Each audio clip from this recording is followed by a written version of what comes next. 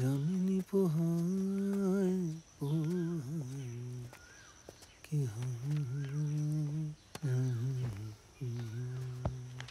ওই পুলটার এবার টেন্ডার জমা দেওয়ার সময় এসে গেল। এস্টিমেট কি দাঁড়াচ্ছে? খুব টাইট করে করলেও 30 কোটি নিচে দাঁড় করানো যাচ্ছে না। ওদিকে মাল মশলার ব্যাপারে তো সিন্ডিকেটকে না খাইয়ে কিছু করাও যাবে না। তার মানে লোয়েস্ট বিটটা এই ফিগারে আশেপাশে ঘোরাফেরা করবে। হ্যাঁ, আমি বলছি কি, আমি না হয় একটু ওদিক ওদিক করে টোটাল ব্যাপারটা 28-এ নামিয়ে দিচ্ছি। ওদিকে হেভিওয়েট ট্রাক তো কম।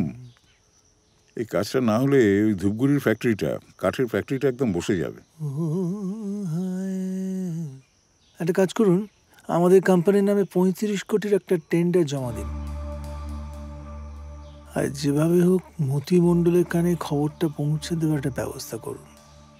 তাহলে ও যেটা করবে, ও নিজের লোককে দিয়ে এর থেকে কম অ্যামাউন্টে টেন্ডার জমা করবে।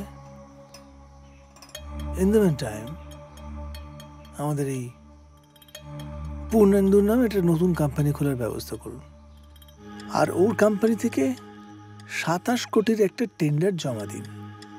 পূর্ণেন্দুকে চেনে না, ও যদি এই বিটটা পেয়ে যায় তাহলে বকলমে আমরা এই কাজটা করব। কিন্তু সাহেব, কাজটা 27 কোটিতে নামানো কিন্তু খুব মুশকিল। বসিয়া বাবা এমন একটা ভাব করছে যেন বিদেশি কোম্পানি কাজ করছেন। পাশে গ্রামের একটা পাতি পুল, সস্তা ম্যাটেরিয়াল দিয়ে কাজ করলে প্রচুর প্রফিট থাকবে, আর যদি ভেঙে পড়ে তো পড়বে, দায় মতিমণ্ডলের নেবে। So what? কিন্তু একটা কথা সাহেব, একেবারে নতুন একটা কোম্পানিকে গভর্নমেন্ট কাজটা দেবে, তারা আগে কি করেছে, ক্রেডেনশিয়াল কি, আর্থিক সম্বল কি, সেসব জানতে চাইবে না? বাবা ব্যানার্জিবাবু, এ তো বণিকবাবুর মতো সহজ সরল নয়। গুড। কথাটা কিন্তু মন্দ বলেনি। কথাটা আমার মাথায় আসেনি তা নয়।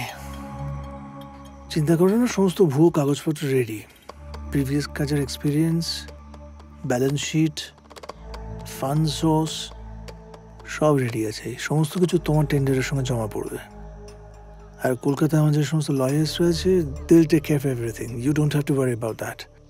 তোমাকে যেটা বলা হবে ঠিক সেইটা করবে, ওকে? যেটা আপনি বলবেন।